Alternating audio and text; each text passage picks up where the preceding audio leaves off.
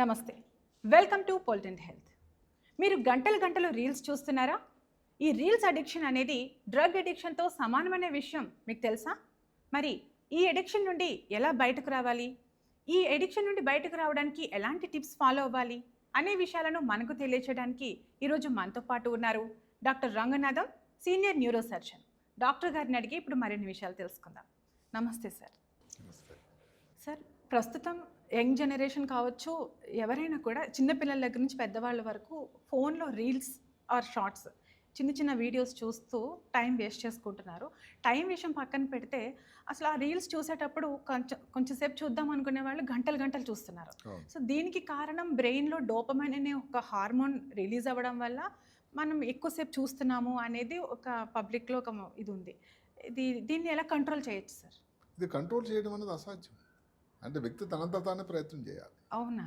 Self control అదే కూడా ఎలా చేయాలి? సెల్ఫ్ కంట్రోల్ అంటే ఏమిటంటే, ఇప్పుడు డోపమైన్ రిలీజ్ అంటే డోపమైన్ అనేది హ్యాపీ హార్మోన్. అంటే తెలియకుండానే ఆ సమయంలో ఎంతో సంతోషంగా ఉంటుంది. ఇంకా షుగర్ ఇప్పుడు మాట తీసుకున్న స్వీట్ తిన్నారనుకోండి, ఇంకా అది తినాలి అనిపిస్తుంది కదా. ఎందుకు అంటే బ్రెయిన్లో కొన్ని కేంద్రాలు ఉన్నాయి టెంపరల్ లోపల. ఎక్కడైతే డోపమైన్ రిలీజ్ అవుతుందో అందరూ చెప్పేది ఏమిటంటే, ఈ సోషల్ మీడియా ఎంత వినాశకారి అయింది ఇప్పుడు ప్రస్తుత పరిస్థితుల్లో. అంటే ఇప్పుడు మాదక ద్రవ్యాలు తీసుకున్నారు, మద్యం సేవిస్తున్నారు, వాళ్ళందరికీ ఏంటి కొన్ని కేంద్రాలు ఉత్తేజితం అవుతున్నాయి బ్రెయిన్లో. దానివల్ల వాళ్ళు ఎడిక్ట్ అయిపోతే ఇంకా తప్పటం లేదు. ఎడిక్షన్ అది. దాని నుంచి చేయాలంటే చాలా గట్టి ప్రయత్నం కావాలి.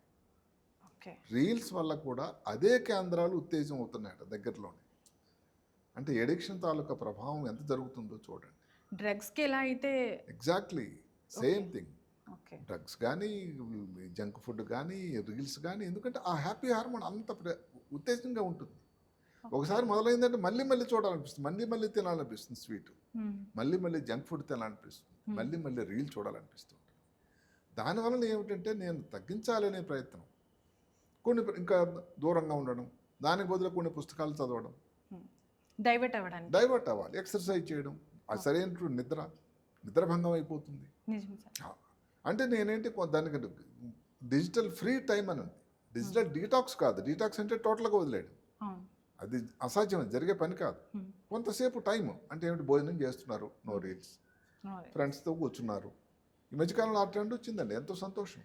ఒక మీటింగ్కి ఎవరో డిన్నర్కి వెళ్తుంటుంటే బయట ఏదో ఒకటి ఉంటుందట, అన్ని దగ్గరలో మొబైల్ పడేసి వెళ్ళే పరిస్థితి. అంటే ఆ 2 గంటలు ఇంకా మరి ఎవరు చూడకూడదు.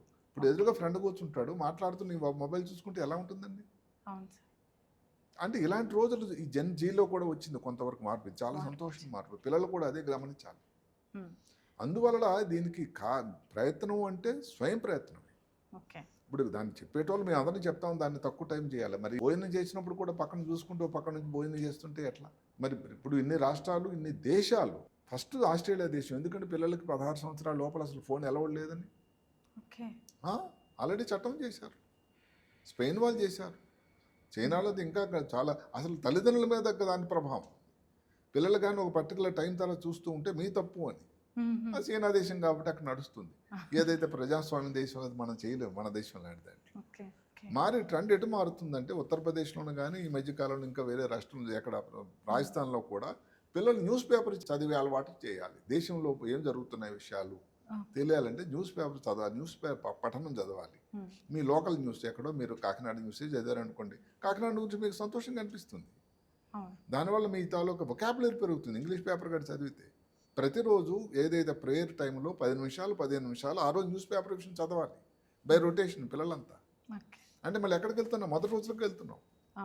జనగణమన టైంలో అంతకుముందు కూడా ఇవన్నీ చదివే రోజులు వచ్చాయి.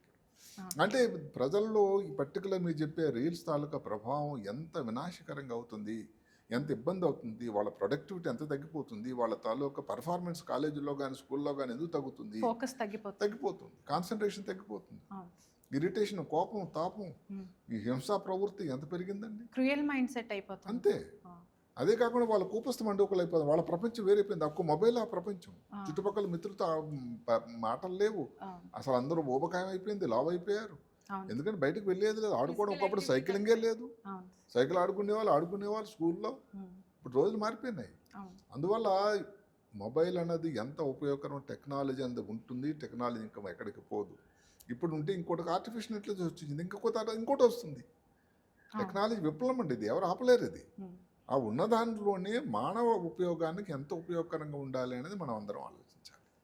ఇందులో తల్లిదండ్రులు, ఇంకొక మాట ఉంది, తల్లిదండ్రులు పిల్లలకు వాడుకు చెప్తూ ఉంటాం, నువ్వు వాడకు నాన్న అని. తల్లిదండ్రులు వాడుతూ ఉంటే పిల్లలు వాడతారండి. అవును సార్, పేరెంట్స్ ఏం చేస్తే దానికి అందుకే ఒక మాట వచ్చింది, ఐడిలింగ్. అంటే ఏమిటంటే ఫస్ట్ తల్లిదండ్రులు ఆ టైంలో వాడకూడదు, పిల్లలు మెలకుగా ఉన్నప్పుడు. ఉద్యోగులు ఉన్నారు పాపం, తప్పదు, ఆ తర్వాత వాళ్ళు పడుకున్న తర్వాత చేయాలి. ఇప్పుడు తల్లిదండ్రులు ఇద్దరు ఒక ల్యాప్టాప్ ఒక ఐప్యాడ్ చేసుకుంటున్నారు అనుకోండి, ఆ పిల్లలు అక్కడ మధ్యలో ఉండితే చాలా మంది తప్పుడు అభిప్రాయంలో ఉంది, వాళ్ళకైతే మొబైల్ చేతులు లేదని. కానీ దీని తాలూకా ఈ కిరణాలు ఏవైతే దాని తాలూకా ప్రభావం పిల్లల్లో వస్తుందట. అవునండి. అదే కాకుండా మధ్యలో వెళ్ళి పిల్లాడు ఏదో స్కూల్లో జరిగిన విషయం చెప్పబోతున్నాడు, నాకు ఫస్ట్ వచ్చిందని చెప్పబోతున్నాడు, నాకు ఏదో గిఫ్ట్ వచ్చింది, ప్రైజ్ వచ్చిందని, సంతోషం కదా పిల్లలకి, షేర్ చేసుకోవాలి తల్లిదండ్రులతో. నేను తర్వాత మాట్లాడుతున్నా అంటాడు నాన్న. దాన్ని ఫబ్బింగ్ అంటారు. ఇది చాలా ముఖ్యమైన విషయం. ఇది ఫబ్బింగ్ అంటే ఫోన్ చూసుకుంటూ చూసుకుంటూ పిల్లల్ని తిరస్కరించే పద్ధతి. ఆ చిన్న మానసు ఎంత గాయపడుతుందండి, ఎంత యాంటీ సోషల్ అయిపోతాడు, తల్లిదండ్రులకి ఎంత దూరం అయిపోతాడు. అందువల్ల మీరు తల్లిదండ్రులు ఏదైతే ఉందో వాళ్ళకి మార్గదర్శకులు కావాలి.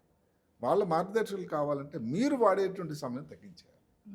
ఏదైతే నిషేధం అన్నది భోజనం దగ్గర డైనింగ్ టేబుల్ దగ్గర తీసుకురాకూడదని మీరు నిషేధం విధించినప్పుడు మీరు కూడా ఫాలో అవ్వాలి. అదే అప్పుడే మీరు నిజమైన మార్గదర్శకులు. పేరెంట్స్లో మార్పు రావాలి. చాలా. సార్, ఈ రీల్స్ అడిక్షన్ అనేది ఎంత ప్రమాదకరమో, అలాగే దాని నుండి బయటకు రావడానికి సెల్ఫ్ కంట్రోల్ ఎలా చేసుకోవాలి, పేరెంట్స్ మానిటరింగ్ ఎలా చేసుకోవాలనే విషయాలు చాలా క్లియర్గా ఎక్స్ప్లెయిన్ చేశారు. Thank you sir. చూశారు కదా, పేరెంట్స్ ఈ విషయంలో చాలా స్ట్రిక్ట్గా ఉండాలి. ఈ రీల్స్ అడిక్షన్ అనేది చిన్న విషయం కాదు. పిల్లల మీద ఈ విషయం చాలా ఎక్కువ ప్రభావం చూపిస్తుంది. సో ముందు మీరు ఈ సోషల్ మీడియా అండ్ అలాగే ఈ స్క్రీన్ టైం నుంచి మీరు బయటకు రావడానికి ప్రయత్నించండి. అలాగే పిల్లల్ని కూడా చాలా దూరంగా ఉంచండి. ఎప్పటికప్పుడు పిల్లల్ని మానిటర్ చేసుకుంటూ ఉండండి. And keep watching political health.